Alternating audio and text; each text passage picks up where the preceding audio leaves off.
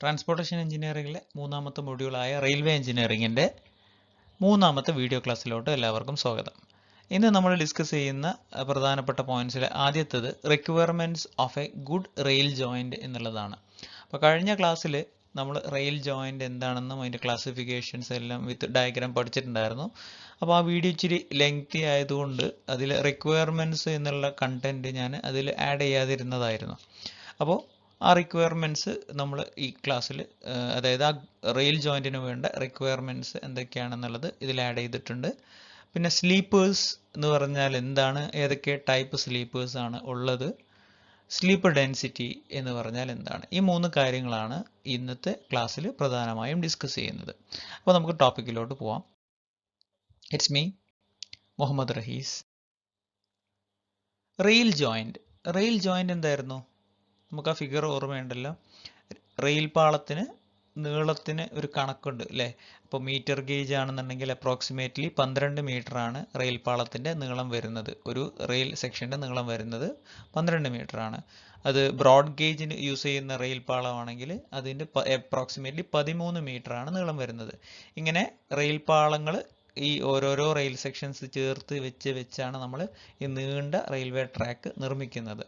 അപ്പോൾ ഈ രണ്ട് റെയിൽ കഷ്ണങ്ങൾ ചേരുന്ന ഭാഗത്ത് ഉണ്ടാവുന്ന ജോയിൻറ്റിനെയാണ് റെയിൽ ജോയിൻറ്റ് എന്ന് പറയുന്നത്. അപ്പോൾ ആ റെയിൽ ജോയിൻറ്റിന് വെക്കുന്നതിനനുസരിച്ചും അതിൻ്റെ അടുത്ത് സ്ലീപ്പേഴ്സ് വെക്കുന്നതിനനുസരിച്ചിട്ടൊക്കെ നമ്മൾ അതിൻ്റെ ക്ലാസിഫിക്കേഷൻ എക്സ്പ്ലെയിൻ ചെയ്തിട്ടുണ്ടായിരുന്നു കഴിഞ്ഞ ക്ലാസ്സിൽ. അപ്പോൾ ഇനി ഒരു റെയിൽ ജോയിൻറ്റിന് വേണ്ട ക്വാളിറ്റീസ് എന്തൊക്കെ, അല്ലെങ്കിൽ അതിൻ്റെ റിക്വയർമെൻറ്റ് എന്തൊക്കെ എന്നാണ് ഇന്നത്തെ ക്ലാസ്സിൽ നമ്മൾ ഫസ്റ്റ് പറയാൻ പോകുന്നത്. Requirements of a good rail joint. It should be strong as other portion of the track. ഒരു ജോയിന്റ് ആ റെയിലിൻ്റെ മറ്റെല്ലാ ഭാഗത്തെ പോലെ തന്നെ സ്ട്രോങ് ആയിരിക്കണം. നമുക്കറിയാം ഏതൊരു സ്ട്രക്ചർ എടുത്തു കഴിഞ്ഞാലും അതിലെ ജോയിൻറ്റുകളായിരിക്കും ഏറ്റവും വീക്കസ്റ്റ് ആയിട്ടുള്ള പോർഷൻ. ബലഹീനത ഏറ്റവും കാണിക്കുന്നത് ജോയിൻറ്റുകളായിരിക്കും. ഏച്ച് കെട്ടിയാൽ മുഴച്ചിരിക്കും എന്ന് കേട്ടിട്ടില്ലേ? എങ്ങനെയാ വന്നാൽ രണ്ട് ഭാഗങ്ങൾ ചേർത്ത് വെച്ച് കഴിഞ്ഞാൽ അവിടെ ആ ചേർത്തതിൻ്റെതായിട്ടുള്ള ഒരു പോരായ്മ കാണും. അപ്പോൾ നമ്മൾ റെയിൽവേ ജോയിൻറ്റിൽ അങ്ങനെ ഏതെങ്കിലും ജോയിൻറ്റിൽ എന്തെങ്കിലും പോരായ്മ ഉണ്ടെങ്കിൽ വളരെ വേഗതയിൽ ഭാരം കൂടിയ ട്രെയിൻ അതിൻ്റെ മുകളിലൂടെ പോകുമ്പോൾ ജോയിൻറ്റ് ഫെയിൽ ആവാനുള്ള സാധ്യതയുണ്ട്. അപ്പോൾ ജോയിൻറ്റ് ഡിസൈൻ ചെയ്യുമ്പോഴും സെറ്റ് ചെയ്യുമ്പോഴും ഫിക്സ് ചെയ്യുമ്പോഴെല്ലാം ആ ജോയിൻറ്റ് ഏറ്റവും സ്ട്രോങ് ആയി ആ റെയിൽവേ ട്രാക്ക് മറ്റെല്ലാ ഭാഗത്തും എത്രത്തോളം സ്ട്രോങ് ആണോ അതുപോലെ തന്നെ സ്ട്രോങ് ആയിട്ട് വേണം നമ്മൾ ഫിക്സ് ചെയ്യാൻ. The gap between rails and joint should be minimum as possible. ഇപ്പോൾ രണ്ട് റെയിൽ പാളങ്ങൾ ചേർത്ത് വെക്കുമ്പോൾ അവയ്ക്കിടയിൽ ഒരു ഗ്യാപ്പ് ഉണ്ടാവും. ആ ഗ്യാപ്പ് തീരെയില്ലാതെ രണ്ട് റെയിൽ പാളങ്ങൾ ചേർത്ത് വെക്കാൻ നമുക്ക് പറ്റില്ല. കാരണം തെർമൽ എക്സ്പാൻഷൻ വരുന്ന സമയത്ത് ആ എക്സ്പാൻഷൻ സംഭവിക്കാനുള്ള ഒരു ചെറിയ ഒരു ക്ലിയറൻസ് ഗ്യാപ്പ് നമ്മൾ ഇട്ട് കൊടുക്കണം. അപ്പോൾ എങ്ങനെയായാലും നമുക്ക് ഗ്യാപ്പ് ഇല്ലാതെ സീറോ ഗ്യാപ്പായിട്ട് ടച്ച് ചെയ്ത് വെക്കാൻ പറ്റില്ല. ബട്ട് ഒരു ചെറിയ ഗ്യാപ്പ് കൊടുക്കുകയും വേണം. എങ്കിലും ആ gap should be minimum as possible. എത്രത്തോളം ചെറുതാക്കാൻ പറ്റുമോ അത്രത്തോളം ചെറിയ ഗ്യാപ്പ് ആയിരിക്കണം അവിടെ കൊടുക്കേണ്ടത്. It should have same elasticity as other portions of the railway track. Elasticity എന്ന് പറഞ്ഞാൽ എന്ത് പ്രോപ്പർട്ടിയാണ്? അത് ഒരു മെറ്റീരിയലിൻ്റെ പുറത്ത് ഒരു ഫോഴ്സ്, ഒരു സ്ട്രെസ്സ് വരുന്ന സമയത്ത് ആ സ്ട്രെസ്സ് കാരണം അതിനൊരു ഡിഫോർമേഷൻ സംഭവിക്കും. ആൻഡ് ആ സ്ട്രെസ്സ് റിലീസ് ചെയ്ത് കഴിഞ്ഞാൽ ആ റിഫോർമേഷൻ ഇല്ലാതാക്കി പഴയ സ്റ്റേറ്റിലോട്ട്, ഒറിജിനൽ ഫോമിലോട്ട് തിരിച്ചു വരാനുള്ള ആ ഒരു കഴിവിനെയാണ് നമുക്ക് എലാസ്റ്റിസിറ്റി എന്ന് പറയുന്നത് അല്ലേ? അപ്പോൾ റെയിൽവേ ട്രാക്ക് ടോട്ടലി ഒരു സെമി എലാസ്റ്റിക് നേച്ചർ കാണിക്കുന്ന ഒരു സിസ്റ്റമാണ്. അപ്പോൾ അതിൽ ജോയിൻറ്റിനും അതേ പ്രോപ്പർട്ടി, അതേ എലാസ്റ്റിക് പ്രോപ്പർട്ടി ഉണ്ടായിരിക്കണം. അതർവൈസ് എന്ത് സംഭവിക്കും? റെയിൽവേ ട്രാക്കിൻ്റെ മറ്റെല്ലാ പോർഷൻസും അതിൻ്റെ സ്ട്രെസ് പോയി കഴിഞ്ഞാൽ പഴയ ഷേപ്പിലോട്ട് വരും. ജോയിൻറ്റ് മാത്രം ഡിഫോമായി കിടന്നു കഴിഞ്ഞാൽ അത് ഫെയിലിയർ സംഭവിക്കാൻ കാരണമാവും. അപ്പോൾ ജോയിൻറ്റ് മറ്റെല്ലാ ഭാഗത്തെ പോലെ തന്നെ എലാസ്റ്റിക് പ്രോപ്പർട്ടി കാണിക്കേണ്ടതാണ്. നാലാമത്തത്, it should provide facility for removal and replacement. Joint അവിടെ വന്നിട്ട് റെയിൽ മാറ്റാനും അവിടുത്തെ ഫിഷ് പ്ലേറ്റ്സും പിന്നെ കണക്ഷൻ ബോൾസൊക്കെ ഊരി മാറ്റാനുള്ള സൗകര്യം വേണം. അല്ലെങ്കിൽ പുതിയത് വെക്കാൻ റീപ്ലേസ് ചെയ്യാനുള്ള സൗകര്യങ്ങൾ ഉണ്ടാക്കണം. അപ്പോൾ ജോയിന്റിൽ ഊരിയെടുക്കാനും പുതിയത് ഫിക്സ് ചെയ്യാനുള്ള സൗകര്യങ്ങളോട് കൂടിയിട്ട് വേണം ജോയിന്റ് സെറ്റ് ചെയ്യാൻ. The ends of the rails at joint should not be battered. ജോയിന്റിൽ വരുന്ന റെയിൽ പാളത്തിന്റെ അഗ്രങ്ങൾ എൻഡുകൾ ബാറ്റർ ആവാൻ പാടില്ല. ബാറ്റർ ആവുക എന്ന് പറഞ്ഞു കഴിഞ്ഞാൽ ഈ ഗ്യാപ്പിലൂടെ ട്രെയിൻ പോകുന്ന സമയത്ത് ട്രെയിനിന്റെ വീലുകൾ ജോയിന്റിലുള്ള റെയിലിന്റെ അറ്റങ്ങളിൽ അങ്ങനെ ഇടിക്കും. അങ്ങനെ ഇടിക്കുമ്പോൾ അതിന്റെ ആ മൊന ഒടിഞ്ഞു പോകും. അപ്പോൾ ആ എഡ്ജ് വളഞ്ഞ് ഒരു ചാംഫർ ചെയ്ത പോലത്തെ ഒരു ഷേപ്പിലോട്ട് എത്തും. അപ്പോൾ ആ ജോയിന്റിലുള്ള റെയിലിന്റെ എൻഡുകൾക്ക് വളവ് സംഭവിക്കുന്നതിനെയാണ് ബാറ്ററിങ് എന്ന് പറയാം. അപ്പോൾ ഈ ഗ്യാപ്പ് കൂടുന്നതിനനുസരിച്ച് ബാറ്ററിങ് കൂടും. അപ്പോൾ ഗ്യാപ്പ് ഏറ്റവും മിനിമം ആക്കി കഴിഞ്ഞാൽ ബാറ്ററിങ്ങിനെ നമുക്ക് വളരെ മിനിമൈസ് ചെയ്യാൻ പറ്റും. അപ്പോൾ അതാണ് പറയുന്നത്, ഈ ജോയിന്റിലുള്ള റെയിൽ പാളത്തിന്റെ എൻഡുകൾ ബാറ്റർ ആവാൻ പാടില്ല. And the last one, it should provide enough space four expansion. നമ്മൾ നേരത്തെ പറഞ്ഞു ഈ റെയിൽ എന്ന് പറഞ്ഞു കഴിഞ്ഞാൽ തെർമൽ എക്സ്പാൻഷനും തെർമൽ കോൺട്രാക്ഷനും വിധേയമാവുന്ന ഒരു മെറ്റീരിയലാണ്. നല്ല ഉച്ച സമയത്ത് നല്ല ചൂടുണ്ടാവും. ആ ചൂടുണ്ടാവുന്ന സമയത്ത് റെയിൽ എക്സ്പാൻഡ് ആവും. അപ്പോൾ ആ എക്സ്പാൻഡ് ആവുമ്പോൾ അതിൻ്റെ ലെങ്ത് കൂടും. ആ കൂടുന്ന ലെങ്ത് എവിടെയാണ് അത് കൂടുക? ഈ ജോയിന്റുകളിലാണ് കൂടുക. അപ്പോൾ ആ കൂടാൻ വേണ്ടിയുള്ള ഒരു ഗ്യാപ്പ് നമ്മൾ എവിടെ ഇട്ട് കൊടുക്കണം? ഈ ജോയിന്റുകളിൽ ഇട്ട് കൊടുക്കണം. അപ്പോൾ തെർമൽ എക്സ്പാൻഷൻ ആവശ്യമായിട്ടുള്ള സ്പേസ് നമ്മൾ ഈ ജോയിന്റിൽ ഇട്ട് കൊടുക്കണം. ഈ 6 പ്രധാനപ്പെട്ട റിക്വയർമെന്റ്സ് നമ്മുടെ റെയിൽ ജോയിൻസിന് ഉണ്ടായിരിക്കണം. ഇത് നിങ്ങൾ എക്സാം ഓറിയന്റഡ് ആയിട്ട് പഠിച്ചെടുക്കണം. സ്ഥിരമായിട്ട് ചോദിക്കുന്ന ഒരു ചോദ്യം കൂടിയാണ് requirements of a good rail joint. 6 മാർക്കിന് ഒക്കെ ചോദിക്കാറുള്ള ഒരു ചോദ്യമാണ്. So you have to memorise at least 6 point regarding this. Okay, നമുക്ക് അടുത്ത ടോപ്പിക്കിലോട്ട് പോവാം. ഇന്ന് നമ്മൾ പുതിയ ഒരു ടോപ്പിക്ക് തുടങ്ങുന്നത് സ്ലീപ്പേഴ്സ് ആണ്. സ്ലീപ്പേഴ്സ് എന്തായിരുന്നു? നമ്മൾ ആദ്യം പറഞ്ഞ പിക്ചറിൽ ഉണ്ടായിരുന്നു. റെയിൽ പാളങ്ങൾ സ്ലീപ്പറുകളിലോട്ടാണ് ബന്ധിപ്പിക്കുന്നത്. നമുക്കതിൻ്റെ ചിത്രം നോക്കാം. ഇവിടെ നോക്കൂ, ഇവിടെ പുതിയ ഒരു റെയിൽ ഫിക്സ് ചെയ്തുകൊണ്ടിരിക്കുകയാണ്. അപ്പോൾ ആ റെയിൽ പാളം ദാ ഇവിടം വരെ എത്തിയിട്ടുണ്ട്. അതിനുശേഷം അടുത്ത സ്ലീപ്പേഴ്സ് നിരയായിട്ട് വെച്ചിട്ടുണ്ട്. ആ സ്ലീപ്പേഴ്സിൽ പിന്നെ ഈ റെയിൽ വെക്കാനുള്ള റെയിൽ സീറ്റുകളും കൂടെയുണ്ട്. അപ്പോൾ ഈ റെയിൽ സീറ്റുകളിലൂടെയാണ് റെയിൽ പാളം ഫിക്സ് ചെയ്യുന്നത്. ഈ റെയിൽ പാളം നിൽക്കുന്നത് ഈ സ്ലീപ്പറിലാണ്. അപ്പോൾ ഈ സ്ലീപ്പറാണ് റെയിൽ പാളത്തിന് കൃത്യമായ അകലത്തിൽ പിടിച്ചു നിർത്തുന്ന സാധനം. ഓക്കെ, മാത്രമല്ല ഈ റെയിൽ പാളത്തിലൂടെ വരുന്ന ട്രെയിനിന്റെ ഭാരത്തെ ഈ പാളം നേരെ സ്ലീപ്പറിലോട്ട് കൊടുക്കും. ഈ സ്ലീപ്പർ അതിൻ്റെ തൊട്ട് താഴെ ബല്ലാസ്റ്റ് ലെയറിലോട്ടും കൊടുക്കും. അപ്പോൾ സ്ലീപ്പർ റെയിലിന് സപ്പോർട്ട് കൊടുക്കുന്ന ആളാണ്. റെയിലിനെ കൃത്യമായ ഒരു പൊസിഷനിൽ കൃത്യമായ ഇൻക്ലിനേഷനിൽ പിടിച്ചു നിർത്തുന്ന ആളാണ് സ്ലീപ്പർ. മാത്രമല്ല ട്രെയിനിൻ്റെ ലോഡ് റെയിലിലൂടെ വരുന്നതിനെ സ്വീകരിക്കുകയും അതിനെ ബല്ലാസ്റ്റിലോട്ട് ട്രാൻസ്ഫർ ചെയ്യുന്ന മെമ്പറാണ് സ്ലീപ്പർ. ഓക്കെ, നമ്മൾ ഈ കോണിപ്പടിയുടെ ആ സ്റ്റെപ്പ് പോലെ നമ്മൾ പണ്ട് ചെറുപ്പത്തിലൊക്കെ വരയ്ക്കുന്ന ആ ഭാഗമാണ് ഈ സ്ലീപ്പർ. ഓക്കെ, ഈ സ്ലീപ്പർ വളരെ ഇമ്പോർട്ടൻ്റ് ആയിട്ടുള്ളൊരു മെമ്പറാണ്. നമുക്കതിൻ്റെ പ്രധാനപ്പെട്ട ഡെഫിനിഷനിലോട്ടും ഫങ്ഷൻസിലോട്ടൊക്കെ പോകാനുണ്ട്. ഓക്കെ, അപ്പോൾ ഈ പിക്ചറിൽ നോക്കൂ, ഒരു ആധുനിക തരത്തിലുള്ള സ്ലീപ്പറാണ്. അതിനെ കോമ്പോസിറ്റ് സ്ലീപ്പർ എന്നാണ് പറയുന്നത്. പ്ലാസ്റ്റിക്കും റബ്ബറിൻ്റെയും കൂടെ ഒരു കോമ്പിനേഷനാണ് ഈ മെറ്റീരിയൽ. അത്യാധുനിക മെറ്റീരിയലാണ്. മാക്സിമം ഡിറ്റീരിയറേഷൻ കുറവും നല്ല റെസിലിയൻസ് ഒക്കെ കാണിക്കുന്ന ടൈപ്പ് ഓഫ് മെറ്റീരിയലാണ്. അത് വെച്ചുണ്ടാക്കിയ സ്ലീപ്പറാണ് ഈ കോമ്പോസിറ്റ് സ്ലീപ്പർ. ഓക്കെ, നിങ്ങൾക്ക് നെറ്റിൽ സെർച്ച് ചെയ്താൽ കാണാൻ സാധിക്കും. അപ്പോൾ നമുക്ക് സ്ലീപ്പറിൻ്റെ ഡെഫിനിഷൻ നോക്കാം. They are the members. Sleepers are the members which are laid transverse to the rails to support the rail and to transfer the load from rails to the ballast are called sleepers. ഈ ഡെഫിനിഷനിൽ കൃത്യമായിട്ട് അതിൻ്റെ എല്ലാ വിശേഷണങ്ങളും പറയുന്നുണ്ട്. The sleeper are the members which are laid transverse to the rail. എന്ന് വെച്ചാൽ എന്താ? റെയിലിൻ്റെ direction എന്താ? ഇങ്ങനെയാണ്. അതിൻ്റെ ട്രാൻസ്വേഴ്സ്, അതായത് ലോഞ്ചിറ്റ്യൂഡിലാണ് റെയിൽ പോകുന്നത്. അതിൻ്റെ ട്രാൻസ്വേഴ്സ് എന്ന് പറഞ്ഞു കഴിഞ്ഞാൽ അതിന് കുറുകെ, അതിന് ക്രോസ് ആയിട്ട്, അങ്ങനെയാണ് നമ്മൾ എന്ത് വെക്കുക? അപ്പോൾ റെയിലിന് ട്രാൻസ്വേഴ്സ് ഡയറക്ഷനിലാണ് നമ്മൾ സ്ലീപ്പേഴ്സ് വെക്കുക. ടു സപ്പോർട്ട് ദ റെയിൽ, അതാണ് റെയിലിനെ സപ്പോർട്ട് ചെയ്യുന്നത്. And to transfer the load from rail to the ballast. റെയിലിൽ നിന്നും വരുന്ന ഭാരത്തെ, ലോഡിനെ താഴെയുള്ള ബെല്ലാസ്റ്റിലോട്ട് ട്രാൻസ്ഫർ ചെയ്യുന്നത് ഈ സ്ലീപ്പർ എന്നുള്ള മെമ്പറാണ്. അപ്പോൾ സ്ലീപ്പർ എന്നുള്ള മെമ്പറിന്റെ ഡെഫിനിഷൻ പറയുമ്പോൾ ഇത്രയും കാര്യങ്ങൾ പറയണം. ഒന്ന്, റെയിലിന് ട്രാൻസ്വേഴ്സ് ഡയറക്ഷനിലാണ് അത് ഫിക്സ് ചെയ്യുന്നത്, അതാണ് റെയിലിന് സപ്പോർട്ട് കൊടുക്കുന്നത്. റെയിലിൽ നിന്നും വരുന്ന ലോഡിനെ ബെല്ലാസ്റ്റിലോട്ട് ട്രാൻസ്ഫർ ചെയ്യാൻ സഹായിക്കുന്നത് സ്ലീപ്പറാണ്. ഇത്രയും ഡെഫിനിഷനിൽ നിർബന്ധമായും ഉണ്ടായിരിക്കേണ്ടതാണ്. Functions of sleepers. സ്ലീപ്പേഴ്സിന്റെ ജോലികൾ എന്തൊക്കെ, ഫങ്ഷൻസ് എന്തൊക്കെ? ഒന്നാമത്തത്, to support the rails firmly and evenly. റെയിലിനെ കൃത്യമായ പൊസിഷനിൽ, ആ പറഞ്ഞ ലെവലിൽ ഈവൻ ആയിട്ട് പിടിച്ചു നിർത്തുക, സപ്പോർട്ട് കൊടുക്കുക എന്നതാണ് സ്ലീപ്പറിന്റെ ഏറ്റവും ഇമ്പോർട്ടൻ്റ് ആയിട്ടുള്ള function. To keep the two rails at correct gauge and level. റെയിലുകൾ തമ്മിലുള്ള അകലത്തിനെയാണ് ഗേജ് എന്ന് പറയുന്നത്. ഈ ഗേജ് തെറ്റാതെ ലെവലായിട്ട് റെയിലിനെ പിടിച്ചു നിർത്തുന്ന ആള് സ്ലീപ്പറാണ്. To distribute the load coming on the rail to the ballast.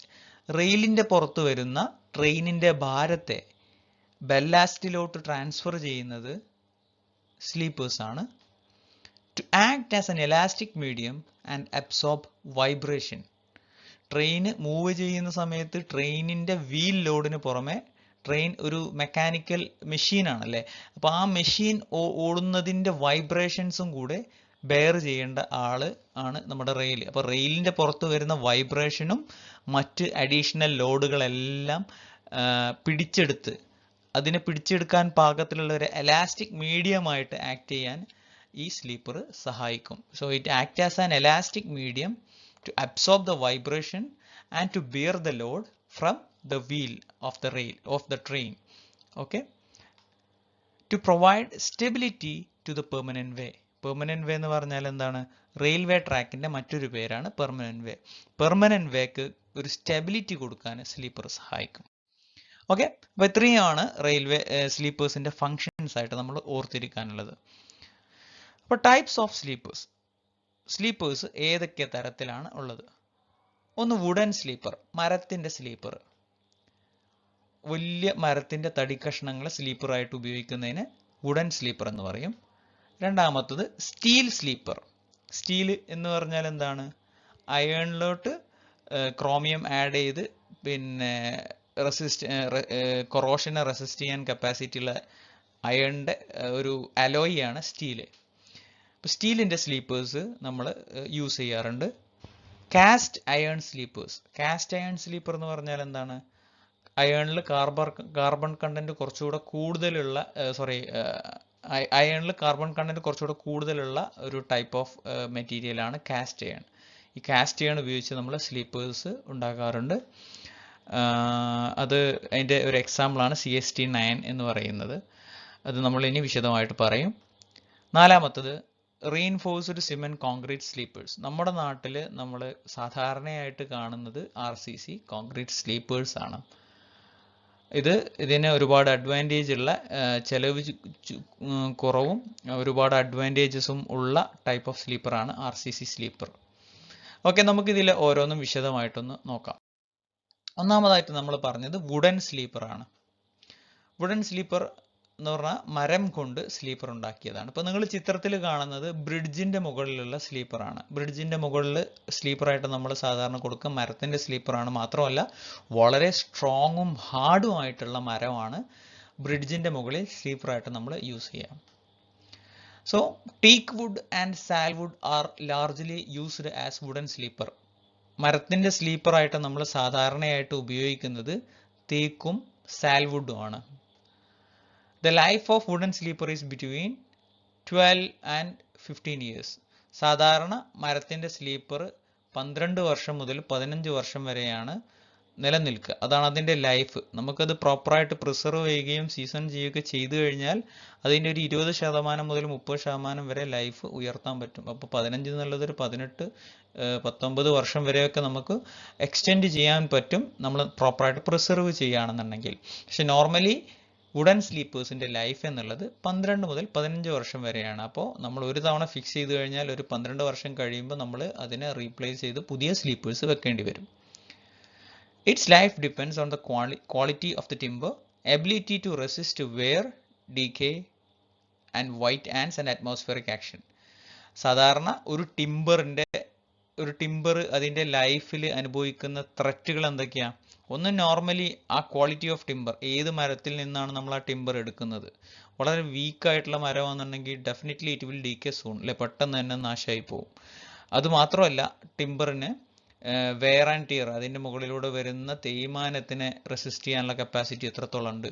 അഴുകി പോവോ അല്ലെങ്കിൽ ചീഞ്ഞു പോകുന്ന ഒരു ഡീക്കേ ആയി പോകുന്ന ഒരു സിറ്റുവേഷൻ, ഫംഗൽ ഇൻഫെക്ഷനും മറ്റ് ഇൻഫെക്ഷൻ എല്ലാം കാരണം ഡീക്കേ ആയി പോകാനുള്ള ഒരു സാധ്യതയുണ്ട്. അതിനെ റെസിസ്റ്റ് ചെയ്യാൻ എത്രത്തോളം കപ്പാസിറ്റി ഉണ്ട്?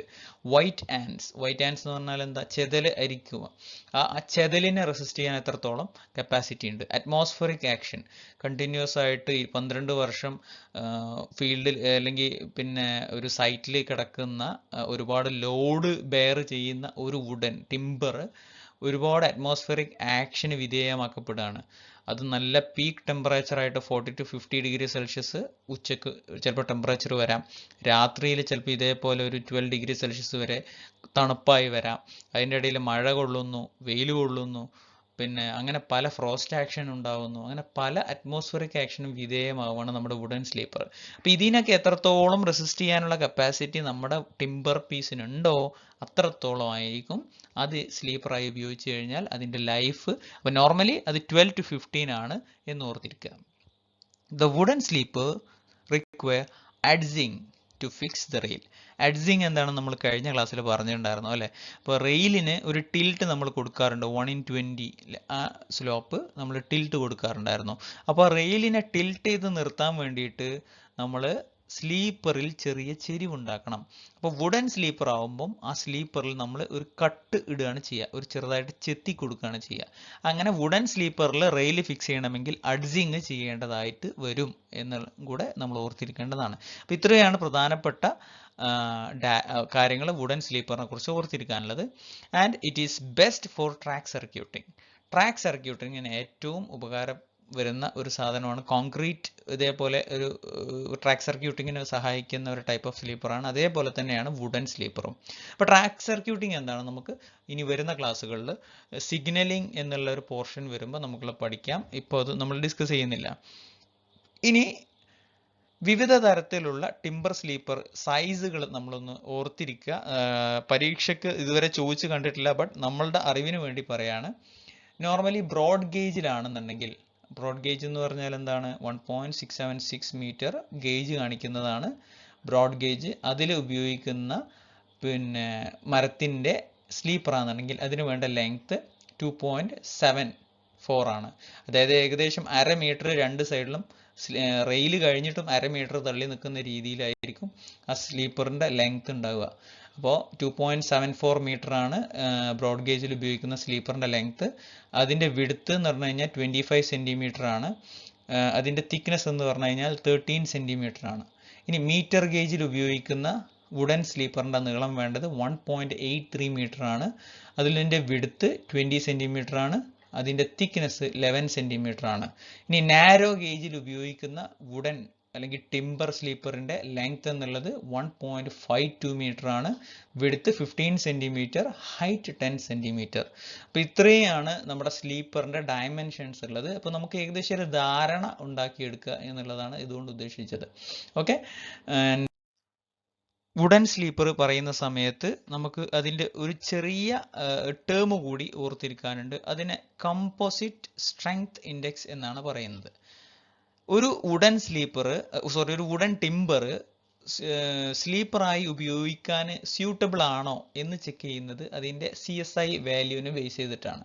അപ്പോൾ ഒരു ടിമ്പർ തന്നു കഴിഞ്ഞാൽ അതിൻ്റെ CSI വാല്യൂ ഇത്രയും ചെക്ക് ചെയ്യും. എന്നിട്ട് ആ CSI വാല്യൂ സ്യൂട്ടബിൾ ആണെങ്കിൽ മാത്രമേ അതിനെ സ്ലീപ്പറായിട്ട് നമുക്ക് എടുക്കാൻ സാധിക്കുള്ളൂ. അപ്പോൾ CSI value, composite strength index എന്ന് പറഞ്ഞാൽ എന്താണ്? അത് ഒരു വുഡൻ സ്ലീപ്പർ യോഗ്യമാണോ അല്ലേ, അതിൻ്റെ സ്ട്രെങ്ത് ഇതിന് സ്യൂട്ടബിൾ ആണോ എന്ന് ഇൻഡിക്കേറ്റ് ചെയ്യുന്ന ഒരു വാല്യൂ ആണ്. അപ്പോൾ CSI കാണാനുള്ള ഇക്വേഷൻ എന്ന് പറഞ്ഞു കഴിഞ്ഞാൽ CSI = S + 10H/20 ആണ്. ഇത് മെമ്മറൈസ് ചെയ്യേണ്ട, ജസ്റ്റ് ഒന്ന് അറിഞ്ഞിരുന്നാൽ മതി. S എന്ന് പറഞ്ഞു കഴിഞ്ഞാൽ strength of timber at 12% moisture content ആണ്. ആൻഡ് എച്ച് എന്ന് പറഞ്ഞു കഴിഞ്ഞാൽ hardness number at 12% moisture content ആണ്. ഈ 12% എന്ന് പറഞ്ഞാൽ എന്താണ്? അത് മോയ്സ്ചർ നമ്മൾ നോർമലി ഒരു മരം തള്ളിയിട്ട് കഴിഞ്ഞാൽ അതിലൊരു 50-55% മോയ്സ്ചർ ഉണ്ടാവും. അതിനെ നമ്മൾ സീസൺ ചെയ്ത് ഡ്രൈ ചെയ്തെടുക്കുമ്പോൾ അതിലെ ആ 50% മോയ്സ്ചർ കണ്ടന്റ് കുറഞ്ഞ് അറൗണ്ട് 8 to 12% ലെവലിലേക്ക് എത്തും. ഈ 12% മോയ്സ്ചർ കണ്ടന്റിലാണ് നമ്മൾ ഈ മരത്തിനെ നമ്മുടെ ഫീൽഡിൽ കൺസ്ട്രക്ഷൻ പ്രോസസ്സിനൊക്കെ യൂസ് ചെയ്യുക. അപ്പോൾ ഈ 12% മോയ്സ്ചർ കണ്ടന്റ് ഉള്ള സമയത്ത്, അതായത് നമുക്ക് സീസണിങ് എല്ലാം കഴിഞ്ഞ് ഉപയോഗയോഗ്യമായ സമയത്ത് അതിൻ്റെ സ്ട്രെങ്ത്തിനെ കാണിക്കുന്ന നമ്പറാണ് എസ്, ഹാർഡ്നെസ്സിനെ കാണിക്കുന്ന നമ്പറാണ് എച്ച്. അപ്പോൾ ഈ സ്ട്രെങ്ത്തും ഹാർഡ്നെസ്സിൻ്റെയും കൂടെ കോമ്പിനേഷൻ ആയിട്ടുള്ള ഒരു ടേമാണ് കോമ്പോസിറ്റ് സ്ട്രെങ്ത് ഇൻഡെക്സ്. അപ്പോൾ ഈ കോമ്പോസിറ്റ് സ്ട്രെങ്ത് ഇൻഡെക്സ് ചെക്ക് ചെയ്തതിന് ശേഷം മാത്രമേ ആ സാധനം അല്ലെങ്കിൽ ആ ടിമ്പറിനെ സ്ലീപ്പറായിട്ട് ഉപയോഗിക്കാറുള്ളൂ. അപ്പോൾ നമുക്കിനി ആ ഒരു CSI വാല്യൂവിനെ കുറിച്ച് ധാരണ കിട്ടാൻ വേണ്ടി ഞാൻ ചെറിയൊരു ഡാറ്റ നിങ്ങൾക്ക് തരാം. അപ്പോൾ അത് നോക്കുമ്പോൾ നിങ്ങൾക്കൊരു ഐഡിയ കിട്ടും. Type of sleeper track sleeper, അതായത് നോർമലി റെയിൽവേ ട്രാക്കിന് ഉപയോഗിക്കുന്ന സ്ലീപ്പറാണ് ട്രാക്ക് സ്ലീപ്പർ. പിന്നെ ക്രോസിംഗ് സ്ലീപ്പർ എന്ന് പറഞ്ഞു കഴിഞ്ഞാൽ റെയിൽവേ ക്രോസിങ്ങുകളിൽ ഉപയോഗിക്കുന്ന സ്ലീപ്പറാണ്. ബ്രിഡ്ജ് സ്ലീപ്പർ എന്ന് പറഞ്ഞു കഴിഞ്ഞാൽ ബ്രിഡ്ജിന്റെ ഭാഗങ്ങളിൽ ഉപയോഗിക്കുന്ന സ്ലീപ്പറാണ്. അപ്പൊ അവിടെ ഉപയോഗിക്കുന്ന ടിമ്പർ സ്ലീപ്പറിന്റെ CSI വാല്യൂസ് ആണ്, മിനിമം CSI വാല്യൂസ് ആണ് പറഞ്ഞിട്ടുള്ളത്. ട്രാക്കിൽ ഉപയോഗിക്കുന്ന സ്ലീപ്പറിന് ഏകദേശം 783 CSI വേണം. പിന്നെ ക്രോസിംഗ് സ്ലീപ്പറിന് 1352 വേണം. ബ്രിഡ്ജ് സ്ലീപ്പറിന് 1455 വേണം. ഓക്കെ, അപ്പോൾ ഇതൊക്കെയാണ് minimum CSI values required for the timber to be used as a sleeper in these situations. Okay, അപ്പോൾ ഇനി കുറച്ചും കൂടി ഒരു എക്സാമ്പിൾ തരാം. ഓരോ മരത്തിൻ്റെ CSI വാല്യൂസ് ആണ് ഇനി തരാൻ പോകുന്നത്. പിന്നെ ടീക്ക്, നിങ്ങൾ തേക്കിൻ്റെ മരം എടുത്തു കഴിഞ്ഞാൽ അതിൻ്റെ നോർമലി CSI വാല്യൂ വരുന്നത് 82 ആണ്. സാൽവുഡ് എടുത്തു കഴിഞ്ഞാൽ 112 ആണ്. ഡിയോഡാർ എടുത്തു കഴിഞ്ഞാൽ 63 ആണ്. ഫിർ എടുത്തു കഴിഞ്ഞാൽ 58 ആണ്. അപ്പോൾ ആ ഒരു വാല്യുവേഷൻ ഏറ്റവും നമ്മൾ പറഞ്ഞല്ലോ, ടീക്ക് വുഡും സാൽവുഡും ആണ് നമ്മൾ എന്തിനു യൂസ് ചെയ്യുന്നത്? സ്ലീപ്പേഴ്സ് ആയിട്ട് കോമൺ ആയിട്ട് യൂസ് ചെയ്യുന്നത്. അപ്പോൾ ഈ കണ്ട എക്സാമ്പിളിൽ ഏറ്റവും ഹയസ്റ്റ് CSI വാല്യൂ ഉള്ളത് ടീക്ക് വുഡും സാൽവുഡും ആണ്. സാൽവുഡ് ആണ് ഏറ്റവും കൂടുതലായിട്ട് ഉപയോഗിക്കപ്പെടുന്നതെന്നാണ് പല പുസ്തകങ്ങളിലും എനിക്ക് വായിക്കാൻ സാധിച്ചത്. ഇനി അടുത്ത സ്ലീപ്പർ സ്റ്റീൽ സ്ലീപ്പറാണ്. സ്റ്റീൽ സ്ലീപ്പറാണ് 30% ഇന്ത്യൻ റെയിൽവേയിൽ ഉപയോഗിക്കുന്ന സ്ലീപ്പർ. ഇപ്പോൾ ടോട്ടൽ ഇന്ത്യയിൽ സ്ലീപ്പേഴ്സ് എടുത്തു കഴിഞ്ഞാൽ അതിൽ 30% സ്റ്റീൽ സ്ലീപ്പറാണ്. ഈ ചിത്രം നോക്കൂ. ചിത്രത്തിൽ നിങ്ങൾക്ക് ഒരു സ്റ്റീൽ സ്ലീപ്പറാണ് കാണാൻ സാധിക്കുന്നത്. അപ്പോൾ ഈ ചിത്രത്തിൽ നിന്ന് നിങ്ങൾ മനസ്സിലാക്കേണ്ട കാര്യം, ഇതൊരു സ്റ്റീലിൻ്റെ ഷീറ്റ് എടുത്ത് താഴോട്ട് ഫോൾഡ് ചെയ്ത് ഈ രണ്ടറ്റം താഴോട്ട് ഫോൾഡ് ചെയ്ത് വെച്ചതാണ്. അതായത് ഒരു തോണി കമഴ്ത്തി പിടിച്ച പോലത്തെ ഒരു സ്ലീപ്പറാണ് സ്റ്റീലിൻ്റെ സ്ലീപ്പർ. അപ്പോൾ ഒരു ഷീറ്റിൽ നിന്നാണ് സ്റ്റീൽ സ്ലീപ്പർ ഉണ്ടാക്കിയെടുക്കുന്നത്. ഇതൊരു സോളിഡ് ആയിട്ടുള്ള ഒരു കനമുള്ള ഒരു കഷ്ണമല്ല. തിക്നെസ് 6 mm തിക്നെസ് ഉള്ള സ്റ്റീലിൻ്റെ ഷീറ്റ് മടക്കി താഴോട്ട് 4 വശങ്ങളിലും താഴോട്ട് മടക്കി എടുത്തിട്ടുള്ള ഒരു ടൈപ്പ് ഓഫ് സ്ലീപ്പറാണ് സ്റ്റീലിൻ്റെ സ്ലീപ്പർ. ഓക്കെ, അപ്പോൾ സ്റ്റീലിൻ്റെ സ്ലീപ്പർ നമ്മൾ പറഞ്ഞു ഇമ്പോർട്ടൻ്റ് ആണ്, കാരണം ഒരുപാട് സ്ഥലങ്ങളിൽ യൂസ് ചെയ്യപ്പെടുന്നതാണ്. സ്റ്റീലിൻ്റെ sleeper it consist of steel trough made out of 6 mm thick steel sheets with both the ends bend down in order to prevent the running of ballast. ഒരു 6 mm സ്റ്റീലിൻ്റെ sheet എടുത്തിട്ട് അത് 4 വശങ്ങളും താഴോട്ട് മടക്കി അതിനകത്ത് ബല്ലാസ്റ്റ് പാക്ക് ചെയ്ത് Titan ചെയ്ത് വെക്കുന്ന ടൈപ്പ് ഓഫ് സ്ലീപ്പറാണ് ഏത്? Steel sleeper. അപ്പോൾ എന്തിനാണ് ഈ താഴോട്ട് മടക്കി വെക്കുന്നത്? അതിനകത്ത് ബല്ലാസ്റ്റ് കയറ്റി വെച്ച് കഴിഞ്ഞാൽ പിന്നെ ബല്ലാസ്റ്റ് അതിൻ്റെ അകത്തുനിന്ന് പുറത്തോട്ട് പോവില്ല. അപ്പോൾ ഇനി വെറും ഒരു സ്റ്റീലിൻ്റെ പ്ലെയിൻ ഷീറ്റ് ആയിരുന്നെങ്കിൽ എന്ത് സംഭവിക്കുക?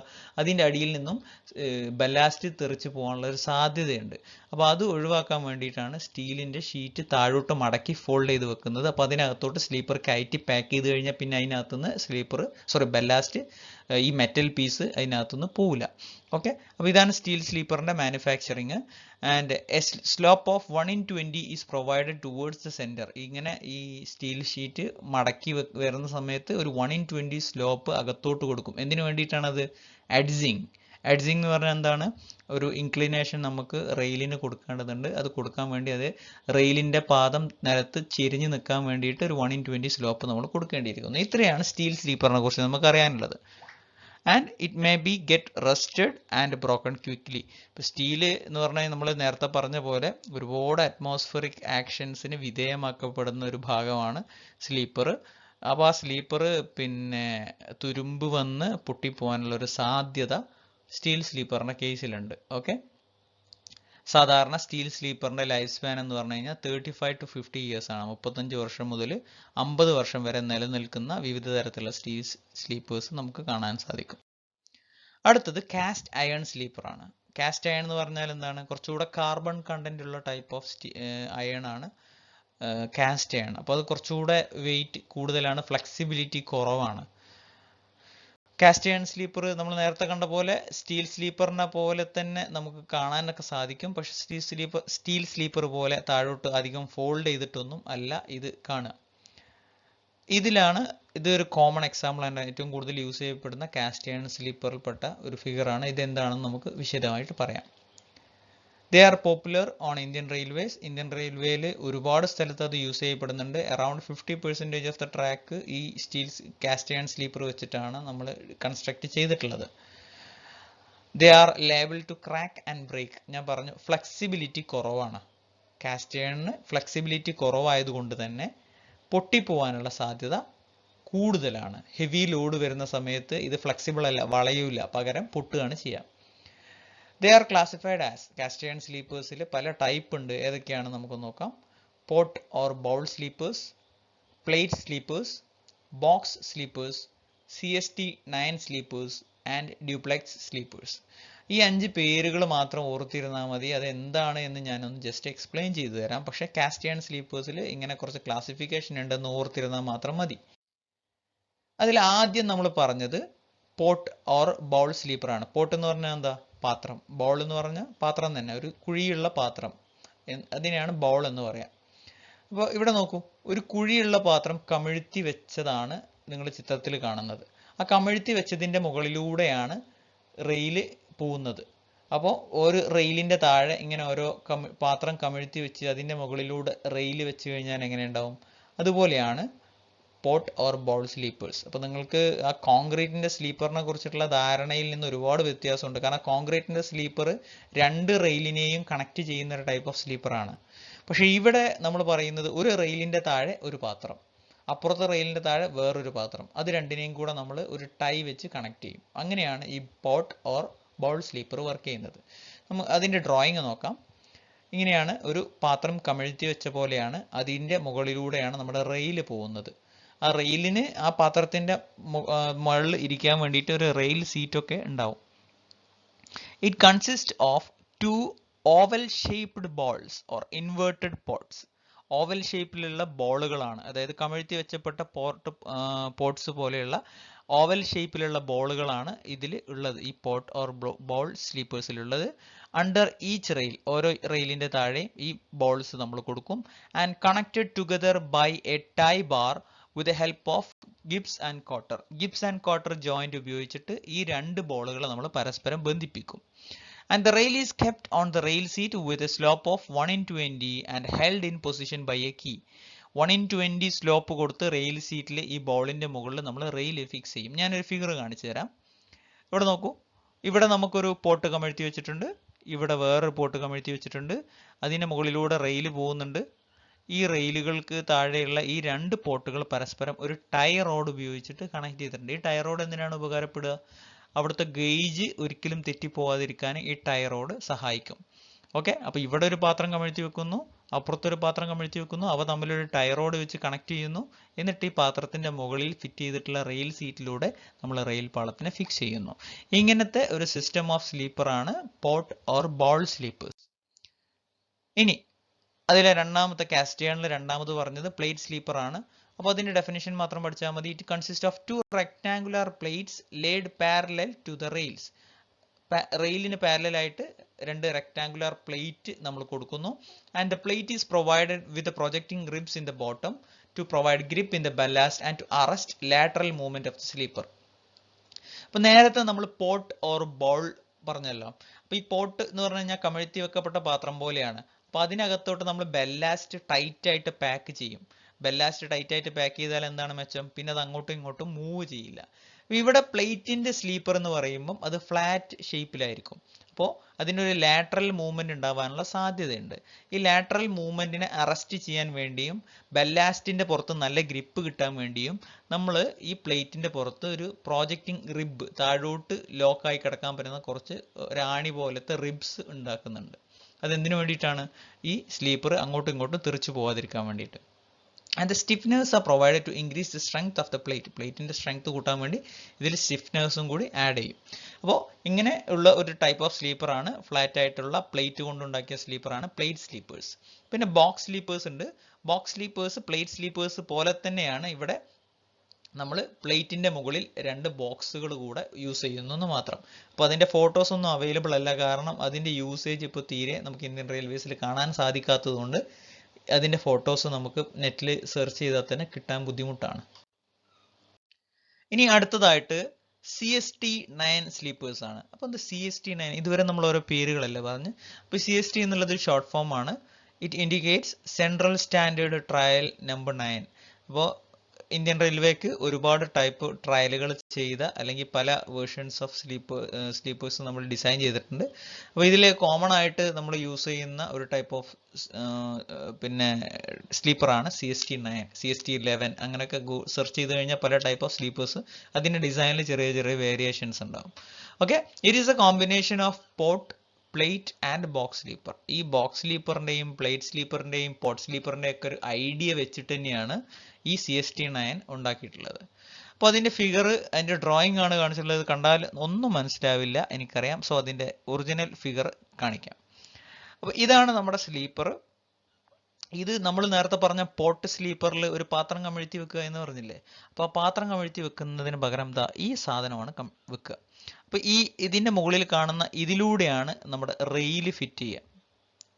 ഓക്കെ, ഇതിങ്ങനെ പരന്ന് കിടക്കും, ഇതിലൂടെ നമ്മൾ റെയിൽ ഫിറ്റ് ചെയ്യും. അപ്പോൾ 2 റെയിലിൻ്റെ താഴെയും ഇങ്ങനത്തെ ഓരോന്നുണ്ടാവും. ഇവ തമ്മിൽ നമ്മൾ ഒരു ടയർ റോഡ് വെച്ച് കണക്ട് ചെയ്യും.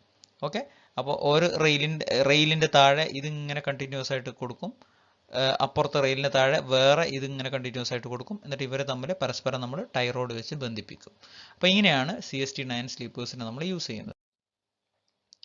പിന്നെ അവസാനമായിട്ടും ഏറ്റവും ഇമ്പോർട്ടൻ്റ് ആയിട്ടും നമ്മുടെ നാടുകളിൽ സ്ഥിരമായിട്ട് കാണുന്നതുമായിട്ടുള്ള ടൈപ്പ് ഓഫ് സ്ലീപ്പറാണ് RCC sleepers, that is reinforced cement concrete sleepers.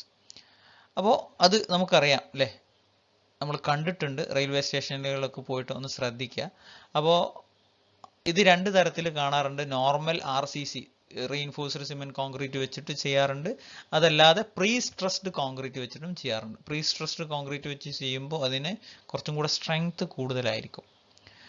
It is used in railways due to its heavy mass and higher track modulus.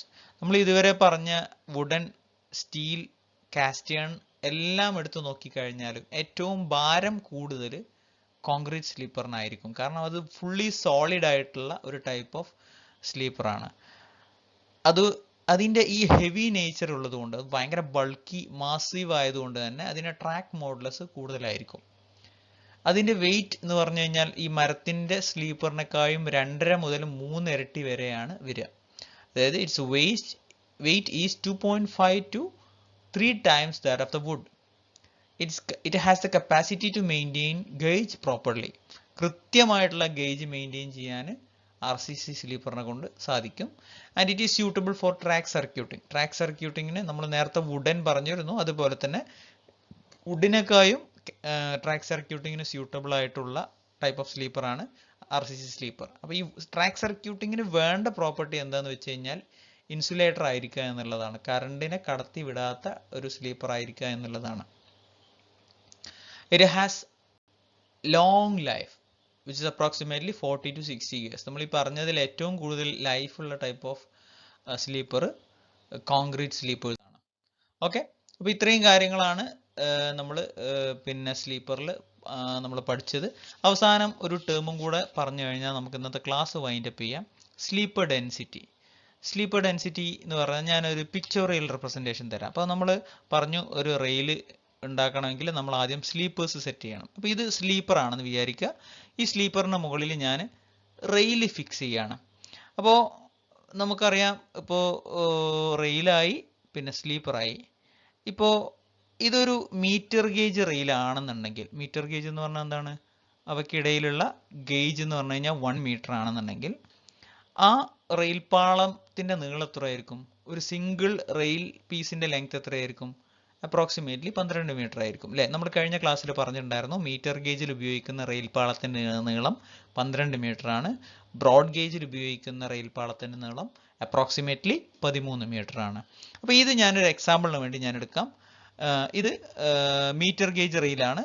അപ്പോൾ അതിന്റെ ലെങ്ത് അപ്രോക്സിമേറ്റ്ലി 12 മീറ്റർ ആണ്.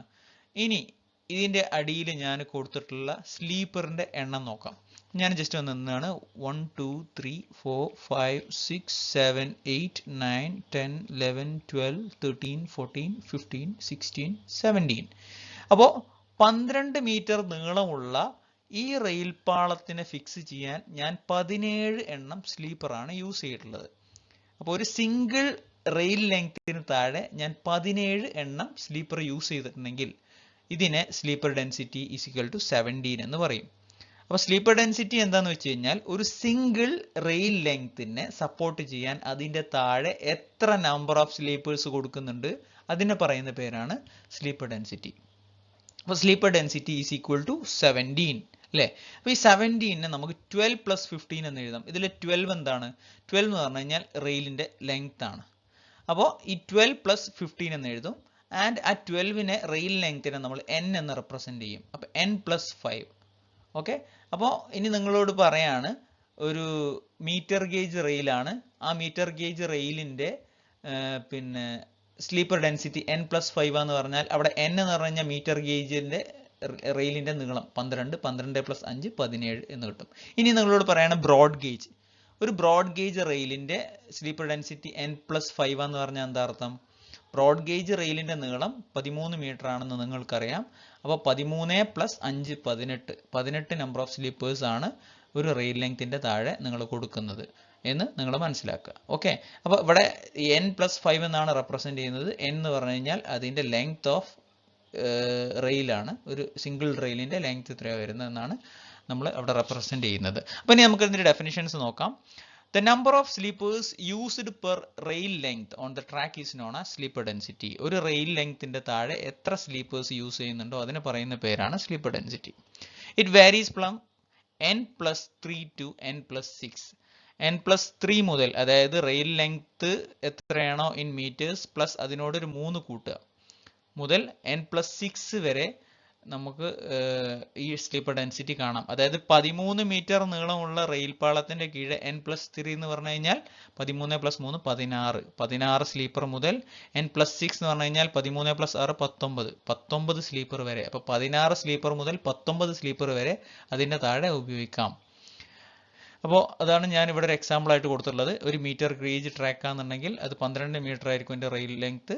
അപ്പോൾ അതിന്റെ സ്ലീപ്പർ ഡെൻസിറ്റി എന്ന് പറഞ്ഞു കഴിഞ്ഞാൽ 12 പ്ലസ് 3 15 മുതൽ 12 പ്ലസ് 6 18 വരെ ആവാം. In India sleeper density provided is 18 sleeper per rail length. ഒരു റെയിൽ ലെങ്ത്തിന്റെ താഴെ 18 സ്ലീപ്പേഴ്സിന് വരെയാണ് ഇന്ത്യൻ റെയിൽവേയിൽ യൂസ് ചെയ്യാറ്. And in main lines the sleeper density is increased to increase the stability of the track against the fast moving trains.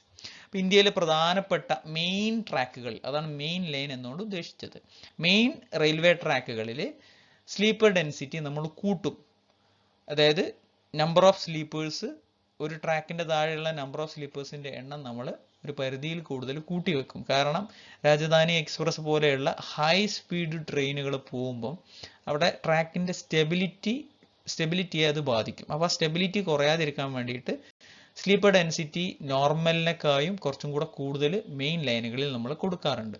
അപ്പോൾ അത്രയും കാര്യം കൂടെ ആണ് നിങ്ങൾ ഓർത്തിരിക്കാനുള്ളത്. അപ്പോൾ നമ്മൾ ഇന്ന് പറഞ്ഞത്, ഏറ്റവും ആദ്യം പറഞ്ഞത് requirements of a good railway joint ആണ്. പിന്നെ സ്ലീപ്പർ എന്താന്ന് പറഞ്ഞു, ടൈപ്സ് ഓഫ് സ്ലീപ്പർ എന്താന്ന് പറഞ്ഞു, പിന്നെ ഏറ്റവും അവസാനമായിട്ട് സ്ലീപ്പർ ഡെൻസിറ്റി എന്നുള്ള ടേം എന്താന്ന് പറഞ്ഞു. അപ്പോൾ നമ്മൾക്ക് ഇന്നത്തെ ക്ലാസ് വൈൻഡപ്പ് ചെയ്യാം. ഒരു കാര്യം കൂടെ പറയാം. If it's hard it's probably worth it. നമ്മൾ മെനക്കെട്ടിട്ട് ഒരു കാര്യം ചെയ്യാന്നുണ്ടെങ്കിൽ അതിന് അതിൻ്റെതായിട്ടുള്ള ഒരു ഉപകാരം ഉണ്ടാവും. വെറുതെ കിട്ടുന്ന കാര്യങ്ങൾക്ക് വാല്യൂ ഉണ്ടാവില്ല.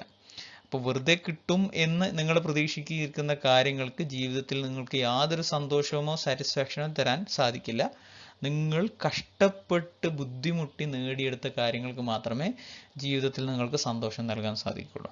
അപ്പോൾ ഹാർഡ് വർക്ക് ചെയ്യുക, നന്നായിട്ട് പഠിക്കുക, നിങ്ങളുടെ ലക്ഷ്യങ്ങൾ നിങ്ങൾ നേടിയെടുക്കുക. Okay, thank you, have A nice day.